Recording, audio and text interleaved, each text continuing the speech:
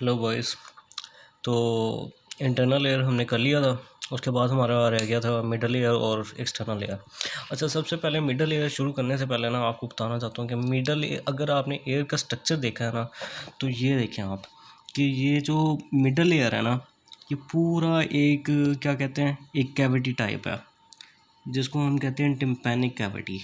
और आपको पता होगा, आपने जब स्ट्रक्चर पढ़ा था कि टिम्पैनिक कैविटी होती है और उसके साथ एक ट्यूब होती है जो आपके नेज़ोफेरिंक्स के साथ अटैच होती है। तो दो चीज़ें बनानी है हमने इसमें इसमें पहले, सबसे पहले आपने टिम्पैनिक कैविटी बनानी है, उसके अंदर ये ऑसिकल्स बोन्स बनेंगी। फिर उसके बाद ये यूस्टेचियन ट्यूब, या हम इसको ऑडिटरी ट्यूब भी कह सकते हैं। तो ये किस तरह बनेगी टिम्पैनिक कैविटी? सबसे पहले टिम्पैनिक कैविटी इस तरह बनेगी कि सबसे पहले जो है क्या कहते हैं हम, सबसे पहले ये जो है ना, फर्स्ट फ्रेंजियल पाउच होता है, ये लेटरली डेवलप होता है। ये आपको मैं बता दूँ जरा। अच्छा, ठीक है। ये जो फर्स्ट फ्रेंजियल पाउच है ना, ये आपको लेटरल डायरेक्शन में आपकी ग्रो करता है। जैसे ये लेटरल डायरेक्शन में ग्रो करेगा तो ये किसके करीब आ जाएगा? First pharyngeal cleft. ये देखें, इस यहाँ पे फर्स्ट फ्रेंजियल आर्च होगी, यहाँ पे सेकंड फ्रेंजियल आर्च होगी, उसके दरमियान क्या होगा? First pharyngeal cleft.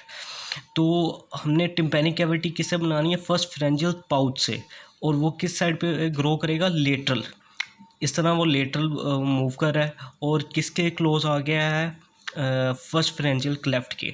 अब इस तरह ये ग्रो कर रहा है ना, इस साइड से ग्रो करना शुरू किया, तो ये इसकी प्रॉक्सिमल साइड होगी।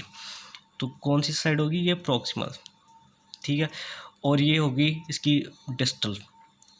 तो डिस्टल, इसका सबसे पहले distal end of the first pharyngeal pouch usually forms a tubotympanic recess, जिसकी फर्दर डेवलपमेंट होती है तो वो क्या बना देती है? टिम्पैनिक कैविटी, ठीक है। और इसका जो प्रॉक्सिमल पोर्शन होगा फर्स्ट फ्रेंजियल पाउच का, ये बनाता है हमारे पास, ये फर्दर इसकी डेवलपमेंट होगी तो ये क्या बनाएगा हमारे पास? ये ऑडिटरी ट्यूब बना देगा। ये यहाँ पे देखें, तो दो बातें हो गई कि मतलब first pharyngeal pouch lateral direction में ग्रो करेगा और किसके क्लोज आ जाएगा? फर्स्ट फ्रेंजियल क्लेफ्ट के। जैसे ही क्लोज आएगा तो इसके दो एंड्स हो जाएंगे, प्रॉक्सिमल और डिस्टल। प्रॉक्सिमल क्या बनाएगा हमारे पास? Auditory tube. और डिस्टल एंड क्या बनाएगा? ट्यूबोटिम्पैनिक रिसेस, जिसके फर्दर डेवलपमेंट के बाद वो क्या डेवलप होगी? Primitive tympanic cavity.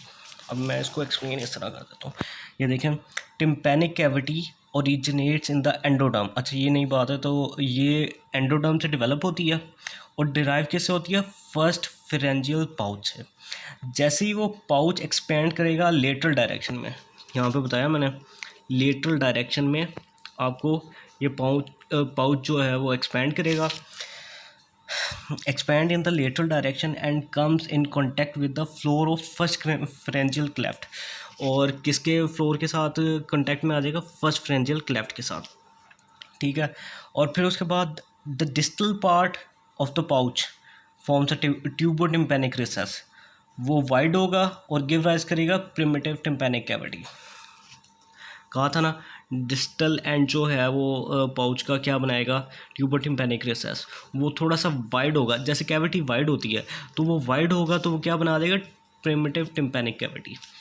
अब सेकंड बार, अब ये जो प्रॉक्सिमल पार्ट है अब remains narrow and forms a auditory tube, या हम कहते हैं Eustachian tube, through which the tympanic cavity communicates with the nasopharynx. बताया था यहाँ पे, ये जो प्रॉक्सिमल पार्ट है नैरो रहेगा और ये ऑडिटरी ट्यूब या यूस्टेचियन ट्यूब, और किसको कम्युनिकेट कराएगा? टिम्पैनिक कैविटी को नेज़ोफेरिंक्स के साथ। अच्छा, अब दो चीज़ें हो गई हमारे पास, अब हमने ऑसिकल्स डेवलप करनी है, ठीक है। अब कुछ सीधी सी बातें हैं कि मेलियस, इनकस और स्टेप्स, आपको पता है 3 बोन्स होती हैं एयर की। मेलियस और इनकस किससे डिराइव हो रही हैं? फर्स्ट फ्रेंजियल आर्च से। स्टेप्स किससे? सेकंड फ्रेंजियल आर्च से। अगर भूल जाए तो एस से याद रखना है कि सेकंड है तो सेकंड आर्च से डेवलप होगा। अच्छा, ये इसके बारे में थोड़ी सी कॉमन सी बातें हैं, उसमें इतना कॉन्सेप्ट तो है नहीं कि ये first half of foetal life में डेवलप हो जाता है, लेकिन इसके इर्द गिर्द क्या पड़ा होता है? इसके इर्द गिर्द पड़ा होता है मीज़ेनकाइम। अब उसमें एम्बेडेड रहेगा, और ये लेकिन अभी तक ये फर्स्ट हाफ में डेवलप हो गया जैसे, और फिर उसके बाद ये वॉल के साथ अटैच नहीं होगा, इसके साथ लिगामेंट्स भी अटैच नहीं होंगे, तो मीज़ेनकाइम में पड़ा रहेगा। अब 8th मंथ पे इसका जो मीज़ेनकाइम है ना, वो मतलब उसे चीज़ें बन जाती हैं और ये सेट फ्री होता है।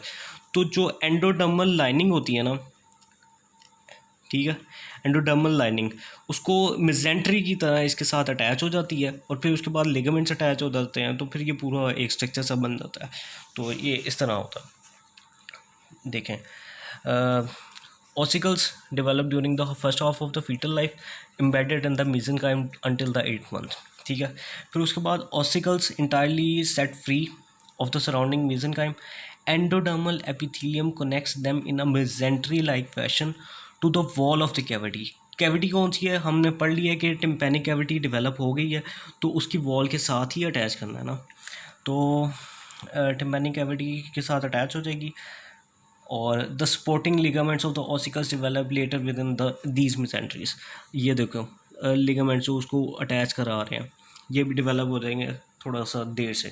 ठीक है, अब ये सिर्फ इसके साथ मेलियस के साथ उसने बताया हुआ है कि 10 से टिम्पनाई मसल है। सिंपल सी है, ये बुक में लिखा हुआ था, मैं इसलिए लिख दिया। तो इसको कौन सप्लाई कर रहा होता है, mandibular branch of the trigeminal nerve. Steps को कौन सी, इसका मसला है स्टेपिडियस। और क्या सप्लाई कर रहा होता है, facial nerve. Facial nerve head and neck में पड़ा हुआ है कि सेकंड फ्रेंजियल आर्च की नर्व है, उसे डेवलप होती है। अच्छा, तो एक और चीज़ है कि टिम्पैनिक कैविटी बना दी है ना। अब ये देखें, एक टिम्पैनिक कैविटी है, ये उसका वेंट्रल पोर्शन है और ये उसका डोर्सल पोर्शन है।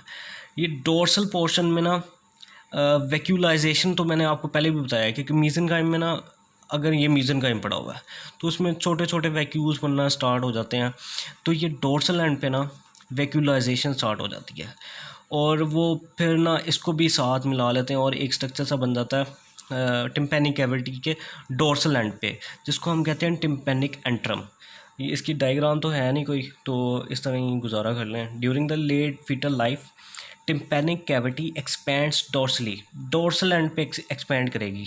देखिए, सबसे पहले वैक्यूलाइजेशन होगी, वो काफ़ी सारे वैक्यूल्स बनेंगे, फिर वो सारे मिक्स हो जाएंगे, मिक्स हो के वो एक स्पेस ही बना देंगे, मतलब वो इसके साथ मर्ज कर देंगे टिम्पैनिक कैविटी के साथ। Dorsally by the vacuolization of the surrounding tissue to form the tympanic antrum. ठीक है, फिर एक और प्रोसेस होता है न्यूमेटाइजेशन का। अब ये बर्थ के बाद होता है। मेस्टॉइड प्रोसेस जो है ना, वो बाद में, अब जैसे आपको पता है कि बोन्स बेबी में ज़्यादा होती हैं, तो बाद में उनकी वो मतलब आपस में फ्यूज़ भी कर रही होती हैं। तो जब मेस्टॉइड प्रोसेस जो है ना डेवलप हो रहा होता है ना, तो एपिथीलियम जो होती है टिम्पैनिक कैविटी की जो एपिथीलियम है, वो जो है ना इसमें इन्वेड कर जाती है मेस्टॉइड प्रोसेस में, उसमें एयर सैक्स बना देती है। ठीक है, एयर सैक्स की डेवलपमेंट को हम क्या कहते हैं, न्यूमेटाइजेशन। अब न्यूमेटाइजेशन एयर सैक्स बन गया है। एयर सैक्स का फंक्शन क्या है, ये किसकी एपिथीलियम से बने थे, टिम्पैनिक कैविटी। अब ये किसको कम्युनिकेट करवाएंगे, ये later most of the mastoid air sacs comes in contact with the antrum and tympanic cavity. ठीक है, अच्छा, तो मिडल ईयर पूरा हो गया, तो उसके बाद एक और रह गया एक्सटर्नल ईयर। एक्सटर्नल ईयर में जैसे आपको पता है कि ऑरिकल होता है बाहर, और अंदर की तरफ ये जो अंदर कैनाल होती है, ये इसको हम कहते हैं एक्सटर्नल ऑडिटरी मीटर्स, और एक्सटर्नल ऑडिटरी मीटर्स भी कहते हैं। हाँ, और एयर कैनाल भी कहते हैं। तो इस बुक में तो मतलब लिखा हुआ है एक्सटर्नल ऑडिटरी मीटर्स, और यहाँ पे आ जाती है आपकी टिम्पैनिक मेम्ब्रेन एयर ड्रम। तो क्या चीज़ें डेवलप करवानी हमने, ये एक तो पिन्ना और ऑरिकल कहते हैं आप, और ये एक एक्सटर्नल ऑडिटरी मीटर्स। ठीक है, और फिर एयर ड्रम। सबसे पहले एक्सटर्नल ऑडिटरी मीटर्स, क्या ये चीज़, ठीक है, ये चीज़ हमने डेवलप करवानी है। ये किस तरह डेवलप होगी, अच्छा ये डायग्राम से देखें, ये वाली है डायग्राम। अच्छा, मैंने बताया था ना ये फर्स्ट फ्रेंजियल पाउच है जो उसको लेटरली उसके डेवलप कर रहा था, और ये फर्स्ट फ्रेंजियल क्लेफ्ट है। तो ये जो फर्स्ट फ्रेंजियल क्लेफ्ट है ना, ये इसके डोर्सल पोर्शन पे इसके जो सेल्स हैं ना प्रोलिफरेट करते जाएंगे, प्रोलिफरेट करेंगे। सबसे पहले एक प्लग सा बना देंगे, मीटल प्लग, ठीक है।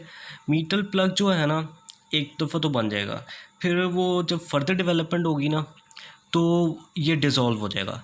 तो ये जो एपिथेलियल लाइनिंग बॉटम पे है एक्सटर्नल ऑडिटरी मीटर्स की, ये पार्टिसिपेट करेगी एयर ड्रम बनाने में यहाँ पे, ठीक है। ये आ गया आपके पास।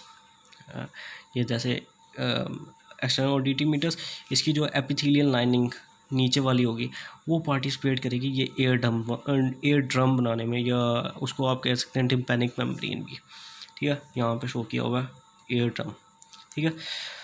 तो ये मैं आपको यहाँ पे बताता हूँ। हाँ, और एक और चीज़, ये मीटल प्लग जो लेटर है ना ये डिज़ोल्व हो जाता है, ठीक है। अगर ये डिज़ोल्व ना हो तो इससे हमारे पास क्या हो जाती है, डेफनेस भी हो जाती है, मतलब कंजेनिटल डेफनेस हो जाती है, क्योंकि वो, ठीक है, एयर ड्रम तो बनेगा नहीं और ये प्लग से बना रहेगा तो डेफनेस ही कॉज होगी। तो एक्सटर्नल ऑडिटरी मीटर्स का देखते हैं। External auditory meatus develops from the dorsal portion of the first pharyngeal cleft, ठीक है। This is the dorsal portion of the first pharyngeal cleft, ठीक है, इससे डेवलप होगा, मतलब हाँ। और सबसे पहले metal plug at the beginning of the third month of the third month the epithelial cells at the bottom of the meters the epithelial cells at the bottom of the meters proliferate forming a solid epithelial plate called as a metal plug। क्या होगा कि जो ये bottom पे है ना sales, ये proliferate करते जाएंगे और एक सॉलिड सी प्लेट बना देंगे जिसको हम कहते हैं मीटल प्लग। अब बाद में क्या होगा, participation in the formation of the air drum in the 7th month, plug जो है ना मीटल प्लग, ये जो मीटल प्लग बना है ये डिसअपियर हो जाएगा, ठीक है, dissolves and the epithelial lining of the floor of the meatus external auditory meatus participates in the formation of the definitive ear drum, ठीक है। अब जो एपिथेलियल लाइनिंग बॉटम पे है ना एक्सटर्नल ऑडिटरी मीटर्स की, ये पार्टिसिपेट करेगी यहाँ पे एयर ड्रम बनाने में, ये जो यहाँ पे बनेगा ये रहा, ठीक है। अब क्या कह रहा है कि occasionally the metal plug persist, मतलब डिजॉल्व नहीं हुआ अंटिल बर्थ, तो क्या होगा, कंजेनिटल डेफनेस हो जाएगी। एयर ड्रम बनाना है और टिम्पैनिक मेम्ब्रेन बनानी है। अब इसमें 3 चीज़ें आपके पास वो पार्टिसिपेट कर रही होती हैं। ये देखिए, मैं आपको एयर ड्रम बताऊँ ना, तो एक तो एयर ड्रम को कौन कौन सी सर्फेसेस लग रही हैं, एक तो बाहर से एक्सटर्नल ऑडिटरी मीटर्स की, एक एक्सटर्नल ऑडिटरी मीटर्स की साइड लग रही है, फिर उसके बाद एक टिम्पैनिक कैविटी की एक लेयर लग रही है, और एक लेयर इसके दरमियान में डेवलप होगी, ठीक है। तो 3 चीज़ों से डेवलप होता है ear drum. Is made up of ectodermal epithelial lining at the bottom of the auditory meatus. External auditory meatus की जो बॉटम पे एक्टोडर्मल लाइनिंग है ना, वो प्रोलिफरेट करके इसको एयर ड्रम को बनाएगी। अंदर से ये बाहर से एक्टोडर्मल होगी, अंदर से जो है ना टिम्पैनिक कैविटी, आपको याद है कि एंडोडर्म से बनी थी, मैंने आपको पहले बताया। तो एंडोडर्म की एंडोडर्मल एपिथेलियल लाइनिंग पार्टिसिपेट करेगी एयर ड्रम बनाने में। ओके, तो endodermal epithelial lining of the tympanic cavity, और जैसे ये एक एयर ड्रम की वजह से बन गई और एक्सटर्नल ऑडिटरी मीटर्स की वजह से बन गई, और एक जो बन गई है हमारे पास टिम्पैनिक कैविटी की वजह से, एक जो दरमियान में है ये कनेक्टिव टिश्यू की एक लेयर बन गई जिसको हम फाइब्रस स्टेटम कह सकते हैं, that forms and intermediate layer of the connective tissue that forms the fibrous stratum. अच्छा, अब क्या कहते हैं, वो मेजर पार्ट वो कहते हैं एयर ड्रम का अटैच है हैंडल ऑफ मेलियस से, ठीक है, और रिमेनिंग पोर्शन सेपरेट कर रहा है किसको, एक्सटर्नल ऑडिटरी मीटर्स को और टिम्पैनिक कैविटी को। बताता हूँ मैं, देखिए एक पोर्शन जो है एयर ड्रम का वो किसके साथ, मेलियस के साथ अटैच कर रहा है, यही बात उसने बताई है कि मेलियस के हैंडल के साथ अटैच कर रहा है, और बाकी जो है ना वो उसको पोर्शन है वो सेपरेट कर रहा है टिम्पैनिक कैविटी को एक्सटर्नल ऑडिटरी मीटर से, ठीक है। बाकी हो गया आपके पास पिना और ऑरिकल रह गया। अब पिना और ऑरिकल के लिए ना मैं आपको बताता हूँ, ये डायग्राम है, ठीक है। ये 6 प्रोलिफरेशंस बनती हैं, 1 2 3 4 5 6, मीज़ेनकाइमल प्रोलिफरेशंस होती हैं, ये किससे डेवलप होती हैं? ये डेवलप होती हैं आपके पास न्यूरल क्रैश सेल से। फिर उसके बाद ये फ्यूज़ कर जाती हैं और आहिस्ता ही आहिस्ता, मतलब इसका क्या होता है कि ये शेप आ जाती है पूरा ऑरिकल और पिन्ना की। अब मैं आपको बता देता हूँ, ये देखें बुक में कैसे लिखा हुआ है। Auricle develops from the 6 mesenchymal proliferations at the dorsal end of first and the second pharyngeal arches. ये देखें 6 mesenchymal प्रोलिफ्रेशंस है। ये देखें यहाँ पे ये ओडिटी मीटर्स, एक्सटर्नल ओडिटी मीटर्स यहाँ से डेवलप हुआ था ना। यहाँ पे क्या था, फर्स्ट फ्रेंजियल क्लेफ्ट था जो उसको अंदर की तरफ उसने कैनाल सी बना दी थी। तो उसके ऊपर वाला पोर्शन क्लेफ्ट के फर्स्ट फ्रेंजियल आर्च का होगा और नीचे वाला क्लेफ्ट के नीचे वाला कौन सा होगा, सेकंड फ्रेंजियल आर्च का। वो कह रहा है बोथ साइड्स पे 3 प्रोलिफरेशंस होती हैं, किसकी? 3 प्रोलिफरेशंस होती हैं मीज़ेनकाइम की। और सराउंड किसको कर रहा होता है, फर्स्ट फ्रेंजियल क्लेफ्ट को। और दोनों साइड्स पे क्या होती है, फर्स्ट फ्रेंजियल आर्च और सेकंड फ्रेंजियल आर्च। ये देखें, the auricle develops from the 6 mesenchymal proliferations at the dorsal end of the first and the second pharyngeal arches surrounding the first pharyngeal cleft। अब ये जो स्वेलिंग्स बनी है auricular Hilux कहते हैं। सेम बात, जो first pharyngeal arch second pharyngeal arch, दरमियान में कौन सी फ्रेंजियल क्लेफ्ट, और ये जो स्वेलिंग्स बनी है इसको हम क्या कहते हैं, ऑरिकुलर हिलक्स। और किससे डिराइव होती हैं, न्यूरल क्रैश सेल से। Auricular helix, 3 on each side of the external meatus, later fuse to form the definitive auricle।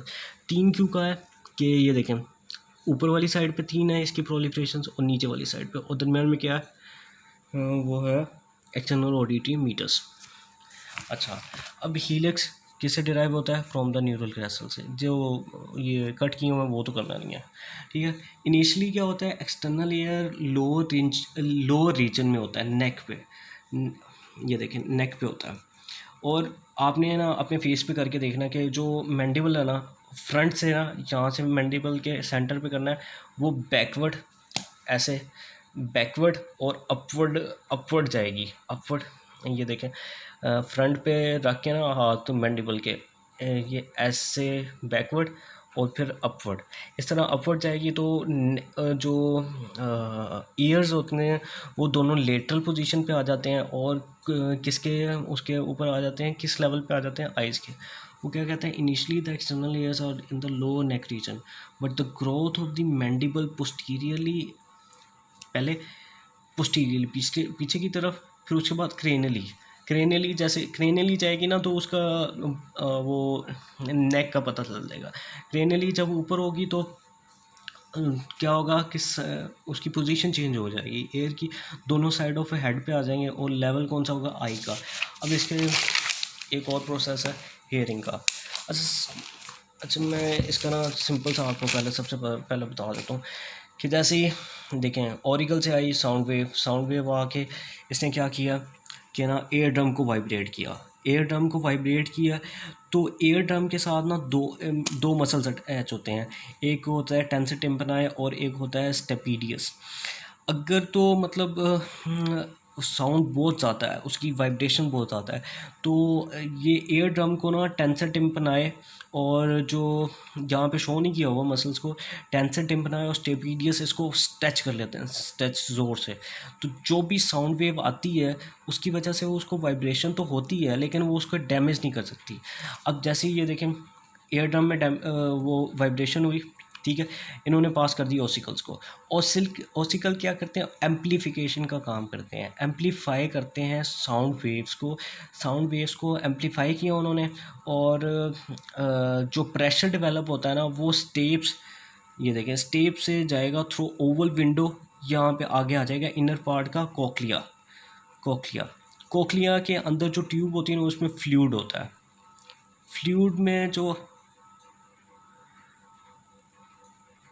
Fluid में जो एक फ्लूइड सी वेव सी डेवलप होती है।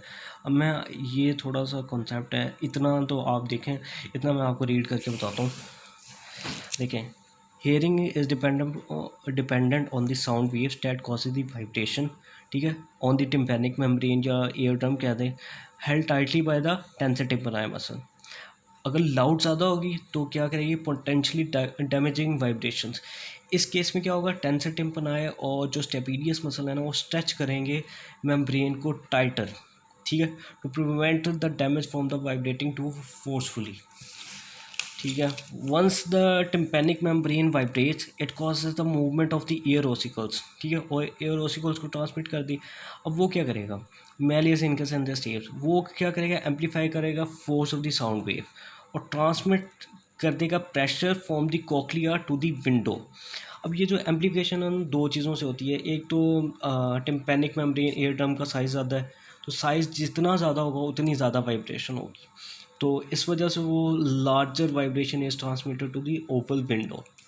और दूसरा ये जो है ना स्टेप्स का ना, एक मेलियस जो है ना वो मतलब एक लिवर की तरह एक्ट करता है, वो तो ज़ोर से उसको जर्क सा देता है, तो ये जो फोर्स है ना इसके ऊपर ज़्यादा लगती है स्टेप्स के ऊपर, तो वो ज़्यादा ओवल विंडो की तरफ ट्रांसमिट करता है। Because its shape malleus acts like a lever to increase the force received by the steps। अच्छा, अब नेक्स्ट जो है ना वो मैं बताता हूँ आपको। ये जो कॉक्लिया है ना, ये ओवल विंडो के साथ, ठीक है, ओवल विंडो के साथ ना इसके ऊपर ना फाइबर्स होते हैं और बेसलर मेम्ब्रेन। ये अंदर का स्ट्रक्चर है वो मैं आपको बाहर निकाल के दिखा रहा हूँ। ये फाइबर्स होते हैं, ये बेसलर मेम्ब्रेन फाइबर्स। अच्छा, ये जितना क्लोज होगा ओवल विंडो के, ये फाइबर्स जो है ना छोटे होंगे जो बेसलर मेम्ब्रेन से अटैच होंगे। जैसे ये दूर जाता जाएगा तो ये जो फाइबर्स हैं ये बड़े होते जाएंगे और बेसलर मेम्ब्रेन के साथ अटैच। अब क्या होता है कि जो फ्लूइड यहाँ से पास कर रहा है ना, ठीक है, तो वो रेजोनेट करेगा इन फाइबर्स को और ये इसको रेजोनेट करेंगे फिर बेसलर मेम्ब्रेन को।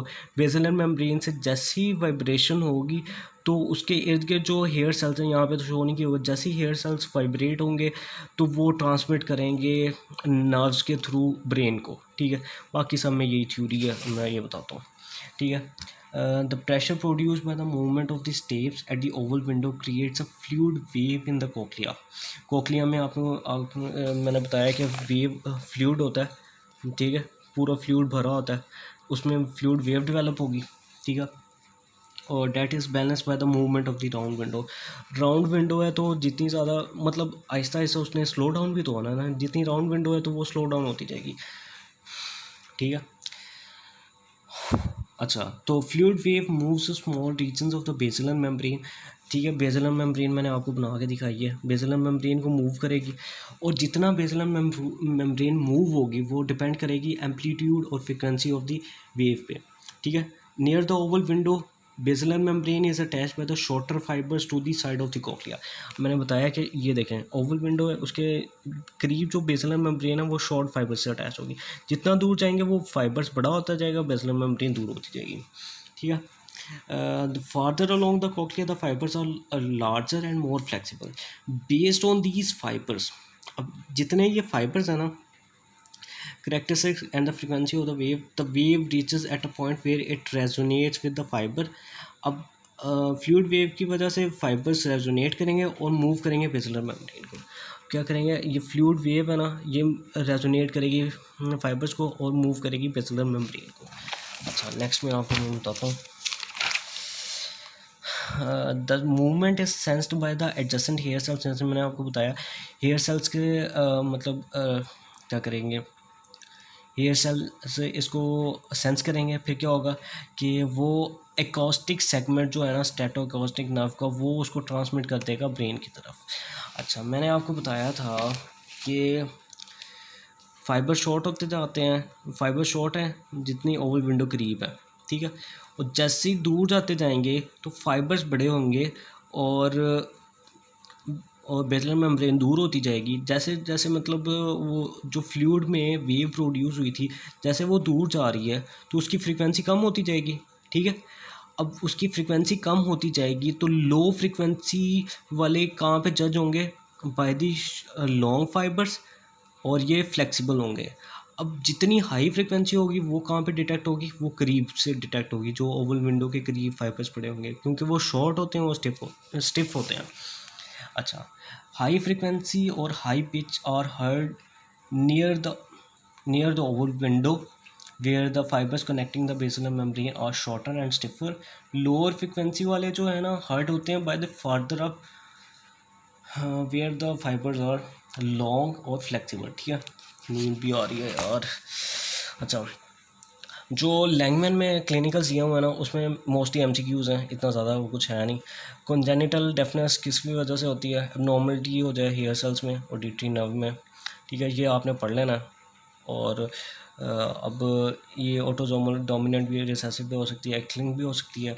अच्छा, ट्रैकर कॉलिन सिंड्रोम, ये एमसीक्यू है कि मॉल फॉर्मेशन कहाँ पे होती है, इसकी एक्सटर्नल एयर में होती है, एयर कैनाल में होती है, एयर ओसिकल्स में होती है। डाउन सिंड्रोम में कौन सा इशू आता है, सेंसरी न्यूरल और द कंडक्टिव एबनॉर्मलिटी में। ठीक है, अब ये पूरे पेज पे जो है ना एमसीक्यूज़ हैं। थोड़ा सा मुझे कोई काम की चीज़ लगी थी तो वो ये लगी थी स्टेप्स। अच्छा, स्टेप्स जो है ना वो कंडक्टिव हेयरिंग लॉस में, क्योंकि ये देखें स्टेप्स है ना, ये मेलियस इनका सन स्टेप्स, उसने कंडक्ट करनी है जो प्रेशर डेवलप हुआ है through the oval window to cochlea. तो ये कौन सी हेयरिंग लॉस में आ जाएगा, कंडक्टिव हेयरिंग लॉस में।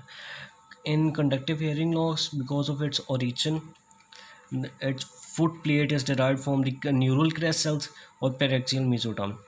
अच्छा, अब न्यूरल क्रेस्ट सेल इसकी फुट प्लेट भी बनाते हैं, और फुट प्लेट का मुझे नहीं पता कहाँ पे है इसकी, यहाँ पे तो शो नहीं की हुई, ओवल विंडो का ही पता है। क्योंकि तो फिर इसकी फुट प्लेट और जो ओवल विंडो है ना वो किससे बनती है, न्यूरल क्रेस्ट सेल से और पेरेक्सियल मेसोडर्म से। Neural crest cells direct the formation of the foot plate and the oval window without the directive signals from the neural crest cells neither the foot plate nor the oval window, दोनों नहीं बन सकते। तो steps की fixation नहीं होती, जिसको हम एन की लॉसेस कहते हैं। तो जैसे डेवलप फर्दर होगा तो जैसे मतलब एबनॉर्मलिटी आ जाएगी तो बोथ एयर्स में कोई भी सुनाई नहीं देगी। अच्छा, प्री एरिकुलर ऑरिकुलर अपेंडिजेस और प्री ऑरिकुलर पिट्स, ये मैं बताता हूँ। देख, अपेंडेज कोई भी देखें, ये जैसे अपेंडिजेस, ये जैसे ये देखें, ये एयर है ना, ये अपनी वाली बुक में देखना, ये थोड़ी सी ना स्किन सी आउटग्रो की हुई है अपेंडेजेस, इसको कहते हैं प्री ऑरिकुलर अपेंडेजेस। ये नॉर्मल एयर तो यहाँ तक बन गया ना, ये थोड़ी सी स्किन उभरी हुई है, ये थोड़े से वो जैसे ग्रेन्यूल्स टाइप से ये स्किन सी बन जाती है, देखे हुए होंगे, उसको हम कहते हैं preauricular appendages. Skin tags anterior to the ear caused by the accessory हिलेक्स।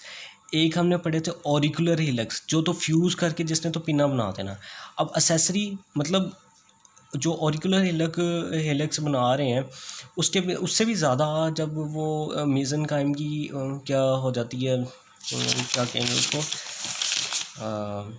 Proliferation हो जाती है, तो उससे हम एक्सेसरी हिलेक्स बन जाते हैं।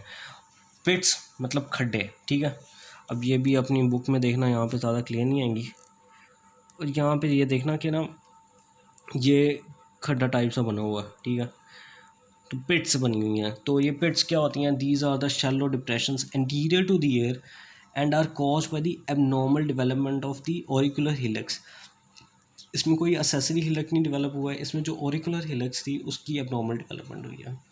आप भी क्या याद रखेंगे, शर्जील से एक क्लिनिकल रह गया था, वो भी कर लें। अच्छा, इसमें क्या होता है कि organ of Kotai, organ of कोटाई कैसे बना था, ऑर्गन ऑफ कोटाई ये मैंने बताया था आपको, इसमें थे हेयर सेल्स थे। ठीक है, ये पिछले लेक्चर में या पिछले जो नोट्स में थे उसमें होगा, हेयर सेल्स और जो टेक्टोरियल मेम्ब्रेन। ठीक है जी, ये क्या करते हैं, ये सेंस करते हैं, वो जो भी सेंसरी इम्पल्सेस आ जाती हैं उसको सेंस करते हैं। तो ये ऑर्गन ऑफ कोटाई इसने बनाया था। अब क्या होता है कि ऑर्गन ऑफ कोटाई डैमेज हो जाता है बाय रुबेला वायरस, कब, 7 to 8 वीक में। और क्या करता है, कॉन्जेनिटल डेफनेस। ऑर्गन ऑफ कोटाई किससे डैमेज होता है, बाय द रूबेला वायरस, और कौन से वीक में 7 to 8, और कौन सी congenital deafness. Take it easy.